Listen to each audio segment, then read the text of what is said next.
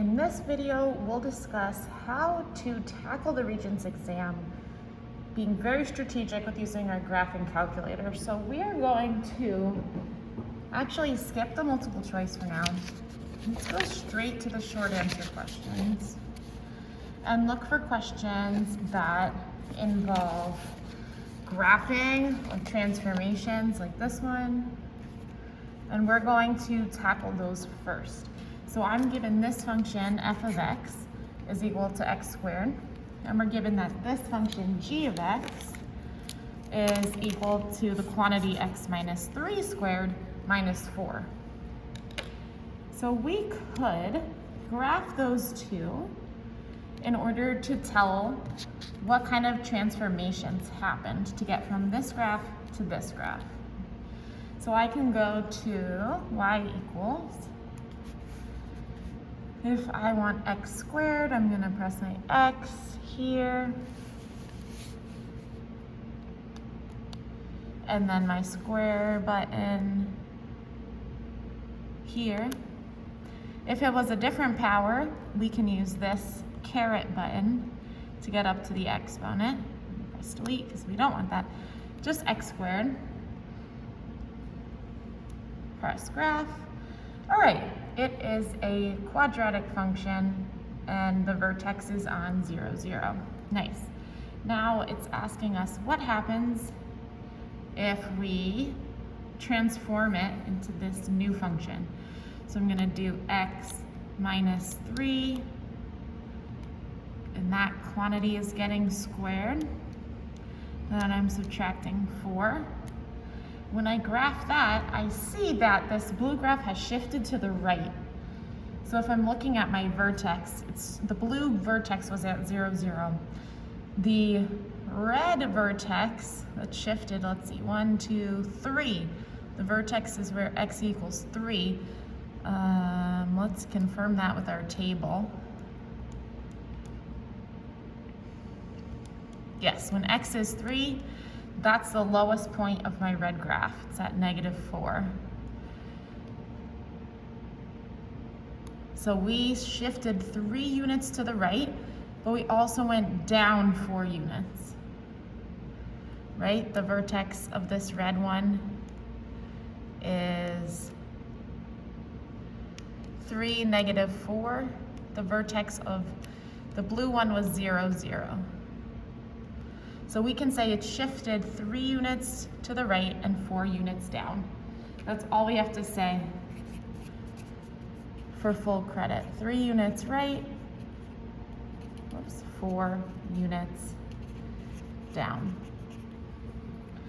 It didn't stretch, it didn't shrink, right? It didn't get larger or smaller.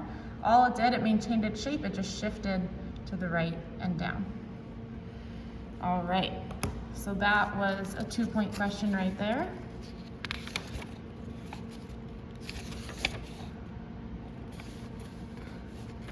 Whenever we see completing the square, anything with nice equations like this, we could use the quadratic formula here, and we can use our calculator to help us. We could also graph this and see where the zeros are to help us. I'm gonna skip this one for now and go to more specifically graphing questions, like here, question 34. Here we have graph f of x and graph g of x. Cool, so let's go to our graphing calculator. Let's clear out what we did already. So this first function is x squared minus 1. I'm gonna graph them separately, one at a time, so that just helps me. We were not given any restrictions on our domain, so we're just gonna graph all the points that can fit on this grid.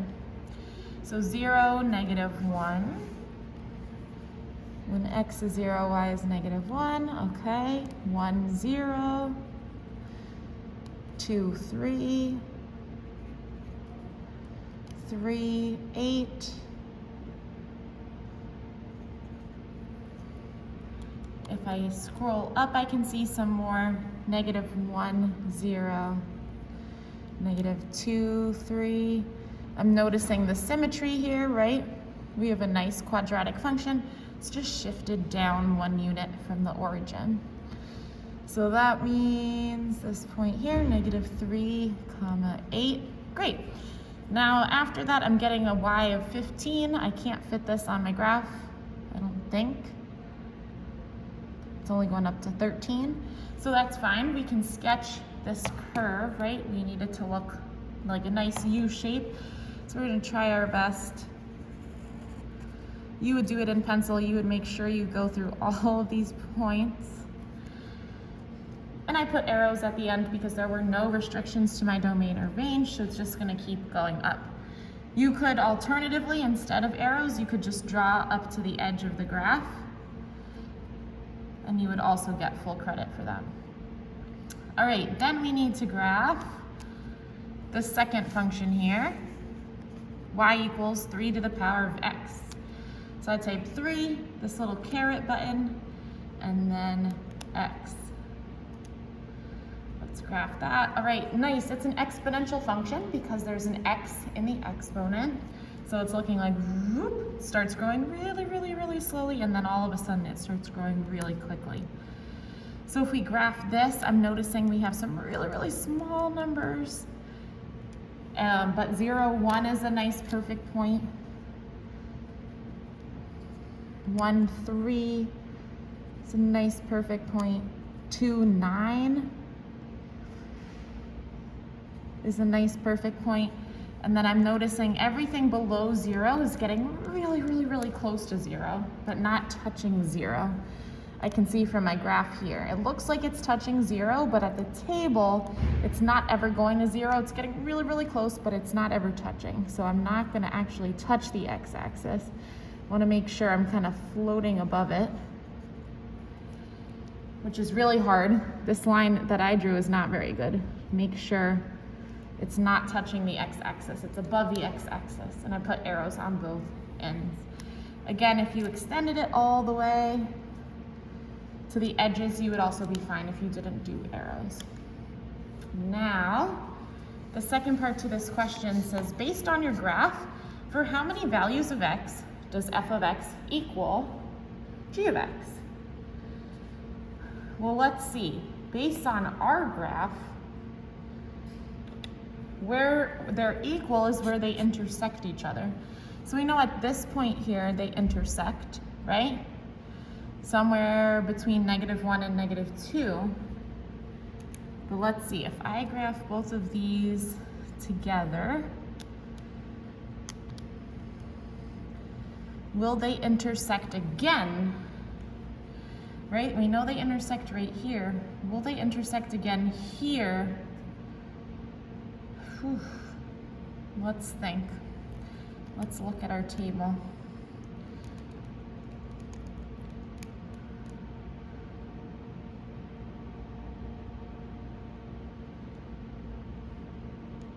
So it looks like our red function is getting big so quickly because it's exponential.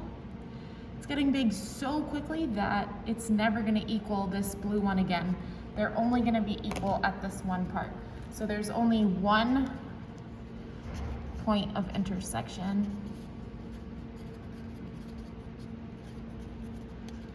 So one value of x where the two functions are equal to each other. So there's one value, and that's where they intersect, the point of intersection.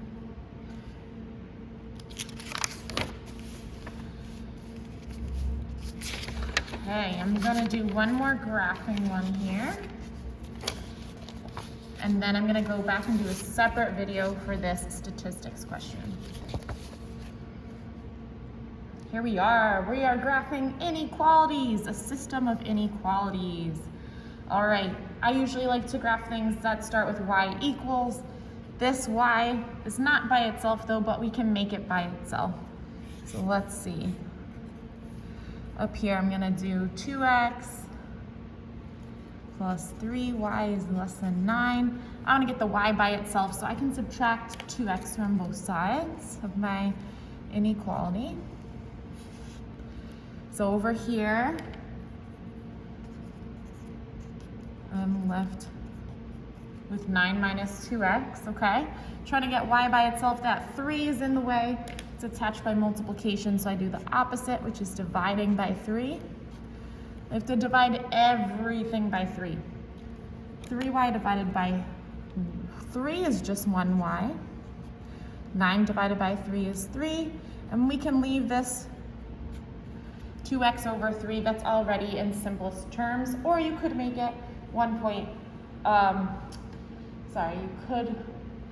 it would be easier to leave it as a fraction. All right, so let's graph this. We can go to y equals. And we could graph it as y equals and then note that we're gonna have a dashed line and we're gonna shade under it. Or we could do the fancy, this one, let's see if this works, apps, inequalities, enter.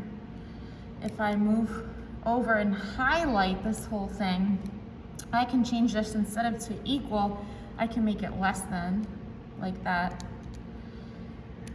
So we have y is less than 3 minus 2x over 3. So my fraction, I do alpha x. I'm gonna do 2x over 3. Let's graph that. Beautiful, it's giving me my nice dashed line and I'm shading everything below to get my perfect points. I can go to the table. I'm seeing some fractions, that's okay. I can just do the ones that are nice perfect points. So -6, 7. Let's graph that. 1, 2, 3, 4, 5, 6. 1, 2, 3, 4, 5, 6, 7. -3, 5.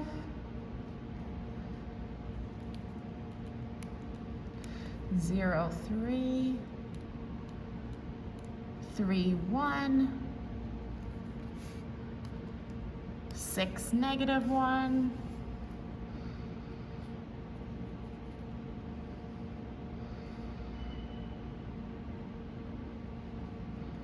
Can make all my perfect points. 9, -3. Then I'm remembering to connect them with a dashed line. So I can still use a straight edge here, but instead of connecting them with a solid line, I'm going to use little dashes instead.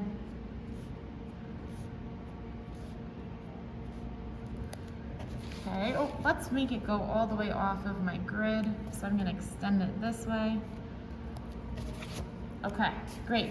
We're shading everything below because it's less than. And again, to save time, you don't have to actually shade, you can just draw lines. And let's label this. This was the inequality, y is less than 3 minus 2x over 3. Now we have to graph our second one. 2y is greater than or equal to 4x plus 6. I want to get y by itself.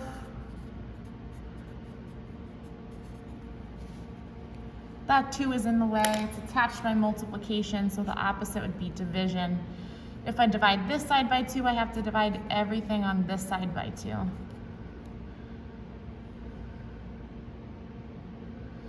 2y divided by 2 is just y, 1y. I'm keeping my inequality the same, facing the same direction. I only have to flip it if I'm dividing or multiplying by a negative number, which we haven't done yet. 4x divided by 2 is just 2x. 6 divided by 2 is positive 3. So now we're going to graph this one on top, this blue function. Okay, so the blue one is y is greater than or equal to. So I'm going to highlight, I'm pressing this left arrow to highlight this whole y equals. I'm going to arrow until I get greater than or equal to here. Press enter, and then it's highlighting okay, so I'm pressing enter again. Then I'm pressing my right arrow, so now I'm over here, I'm gonna press 2x plus 3 and graph it. So it graphs my blue function and my red function together.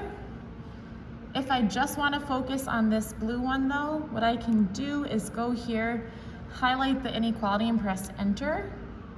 Now that it's not highlighted, it's only going to do one at a time. So let's just focus on this blue one. Let's press the table.